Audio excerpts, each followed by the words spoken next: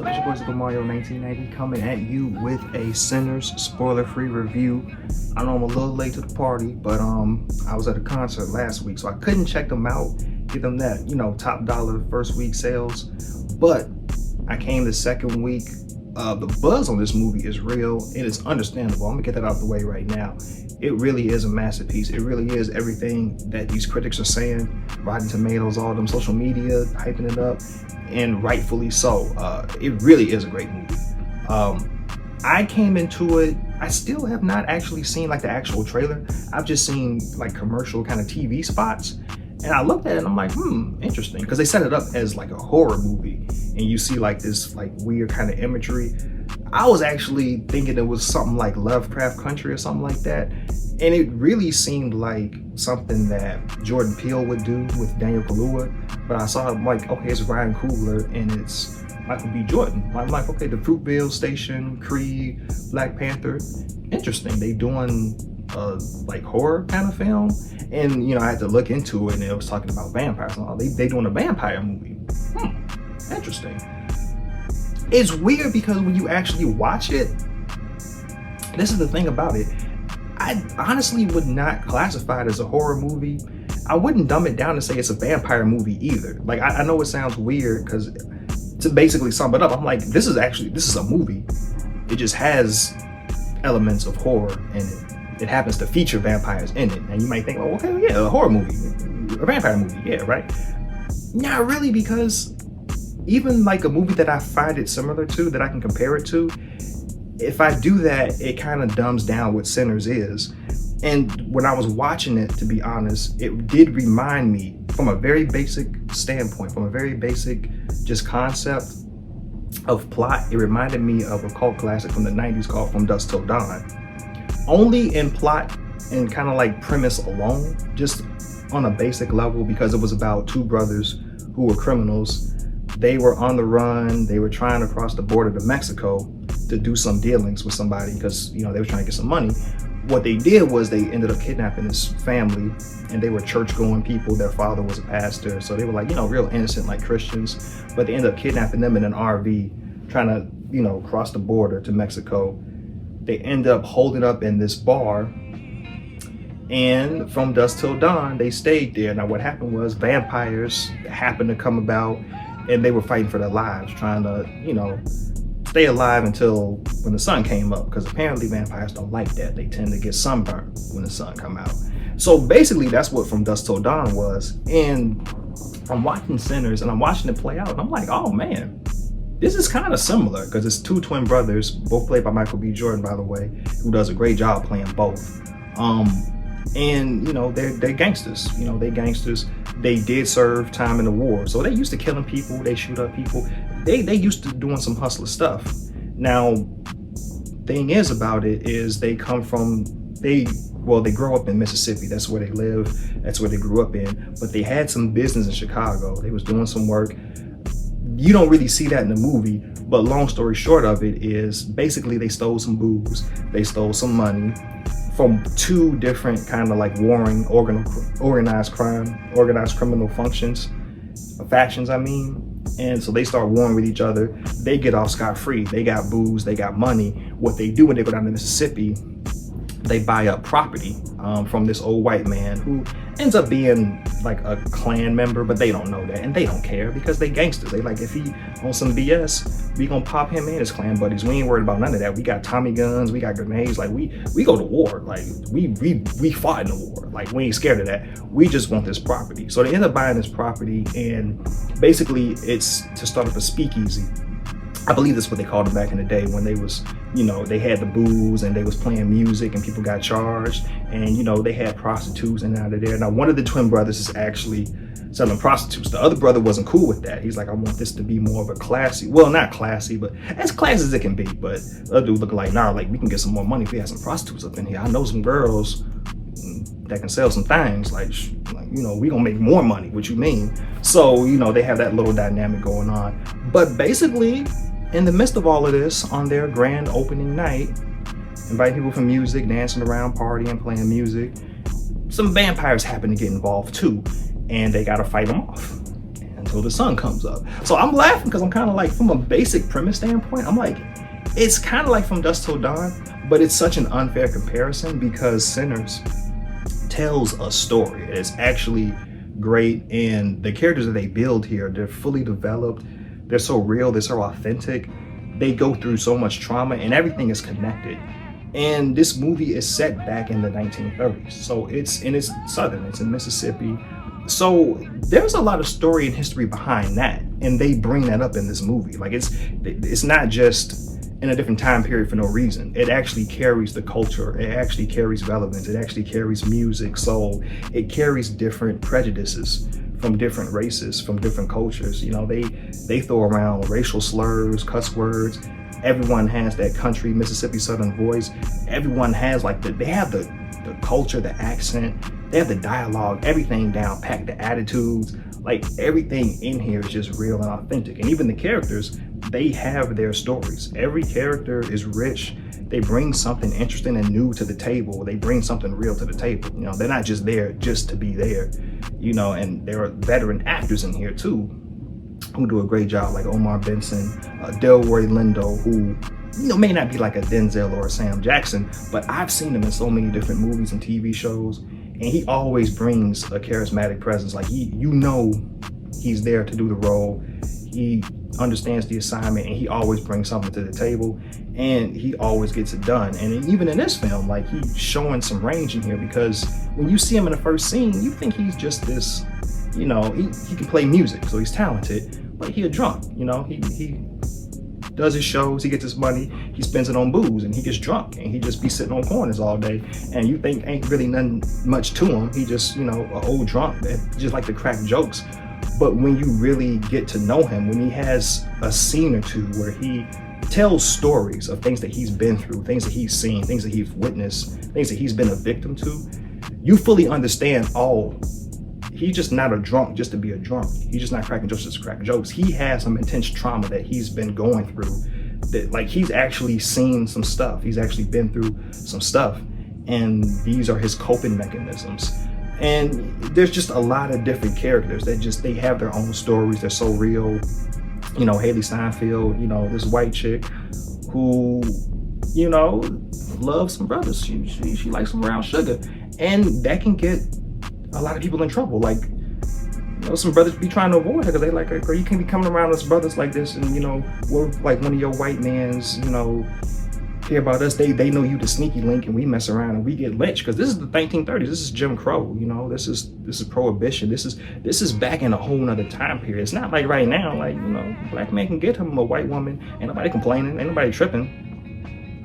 If they are, they just say stuff, but ain't nobody finna get killed over that like they was back then.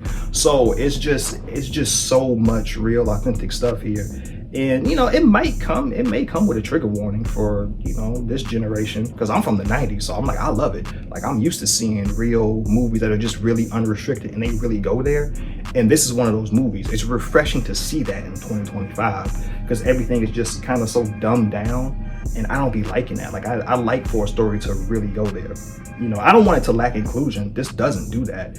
But just to tell like a gritty tale, and just to like use words.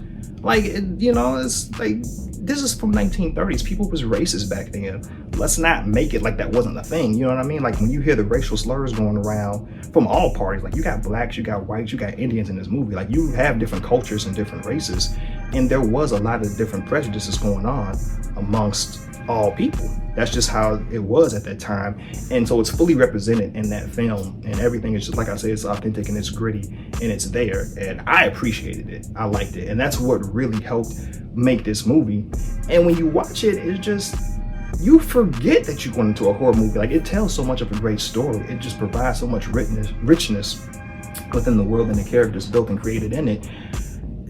When you watch it, you'll see what I'm talking about. You'll see, and if you've already seen it, you know what I'm talking about right now. Like, the horror elements are just in there. You know, vampires are in there. Now, they do explore the lore a little bit, and the vampires they have their story, they have their connection. You know, they have their part in it that is actually explored. Not in the way that it's done in like Interview with a Vampire or something from back in the day with, like, you know, I believe that was Tom Cruise and Brad Pitt, because they're not the focal point of the story. They're not the protagonists, they're the antagonists, but they do carry a backstory and they do carry a lore that's relevant. You know, it's not like From Dusk Till Dawn where it's just vampires out of nowhere. No one explains where they came from. No one gets into the origins of it. This movie actually does. They touch on it, and then it's kind of like, okay, well, we move on because we got other things going on in here. But it's actually a great movie, and like I said, to be honest, I don't think it's scary, you know. And I understand that's more of a subjective thing because it's like spice, you know. Like I have a high threshold for spice. I can tell you something, oh yeah, nah, that ain't spicy, and then you taste it, you like, ooh, you start burning up and sweating, your face is turning red, and I'm just like, you good? What's wrong with you? Like that ain't even that deep. I really don't think this movie is scary. You know, there's a couple jump scares that they put in there, but it's really not that deep. It is gory. I mean, people do get shot. You know, you got some gangsters in this film. Like, you got some people who do some stuff in here, so it gets gory. You know, there's vampires, so people get bitten in the neck, blood start dripping everywhere. So it is gory. Like, I will say that much.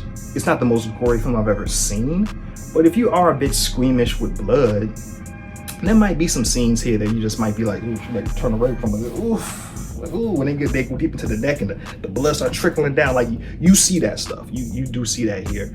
So, you know, there is some gore that's provided. But to be honest, it's more of a masterpiece in storytelling. This was a great movie. I had a lot of fun with it. I understand the hype. I believe the hype. I'm gonna start actually carrying on the hype. This was really a great movie. And there's nothing confirmed. I did my research, but the way it was done, it feels like just the world and the characters that he built, it does seem like it makes room for maybe prequels or like potential TV shows. I did research because a lot of people were kind of like hyping this up, and I think it's just media buzz. I think it's really just buzz from fans and people who saw the movie. Ryan Coogler himself has not committed to doing anything else with this IP other than the movie. There's nothing like concrete set in stone, you know, planned. But the way, when you watch this, the way it's set up, it does seem like it can potentially have like a TV show attached to it or something attached to it, because there are just certain timelines and certain characters and backstories told in this movie that are so interesting. They can serve as their own set piece and have their own project surrounding it. Like, there are stories in here that you're like, man, I would like to go more in depth and explore that more than just hearing about it. I would actually like to see it play out. Ryan Coogler wrote so much where it's like, oh man, like I would actually like to see that in depth. There's nothing planned, but I would like to see something. That would be nice. And everyone in here does a great job. Performance-wise, like I say, everybody brings something to it. My favorite character was Stax. He's more so the evil twin. Now, Michael B. Jordan plays twin characters. Smoke is more so, he's the bigger brother, I guess. However that works with twins. Maybe he came out the womb first. Maybe it was a race and he came out, and then Stax came out second place. So he's the little brother out of the twins. But Stax is more so kind of like the evil one, like the hard-headed little brother, you know, kind of gung-ho, you know, disobedient one, wayward. I like him. He's more so, like, if I had to compare him to another previous Michael B. Jordan character, more so kind of like Hardhead Creed and Creed 1, or more so Killmonger, kind of. You know, Smoke is more like the level-headed one. He's the big brother, he's the protector. He tries to be a little more sensible, but he's still a gangster. Like, he'll still pop you on sight if you want some BS. So he don't play either. He just likes to be a little more smart in his approach, and he's the bigger brother, so more is expected of him, of course. So, you know, they do the twin trope really good. It's because I came up in the 90s. It's funny seeing it now because I've seen like Jean-Claude Van Damme in Double Impact, or like Jackie Chan in Twin Dragons. And as a kid, it was like fun and entertaining. It was cool. Now you like watching me go, this was goofy. This was terrible. What was this about? But the way it's done here, it's like, it's crazy because Michael B. Jordan plays two characters, but you really think he has a twin brother. The way they put it together and the way you see them interact within the same scene, obviously, you know, he's not in two places at once, but there's so much good technology. Like, whatever technology that they use, green screen, whatever they did, you can't see it. It really feels like it's two people. And the way he plays the characters differently, you forget it's Michael B. Jordan playing one person. It's like it's two different personalities clashing together on one scene. The way they put it together, man, it's just amazing. The way this whole movie's put together is amazing. If you haven't checked it out, please do. It is worth all the hype. If you've already seen it, let me know how you've been liking it. Who's your favorite character? I already said my favorite character. There were so many great characters in here, man. The way they just interacted together, man. I can't say enough, man. Just go out there and see it. This is a great movie. I give it 2 thumbs up, 10 out of 10, 5 stars, all that. As far as like Ryan Coogler and Michael B. Jordan connections go, like Jordan and Pippen for real of film, I feel like this is up there. This is up there in the upper echelon with them. Like I put it up there with Black Panther and with the first Creed. I really love those movies, and this is right up there with it. Fruitvale Station, of course. This is right there, man.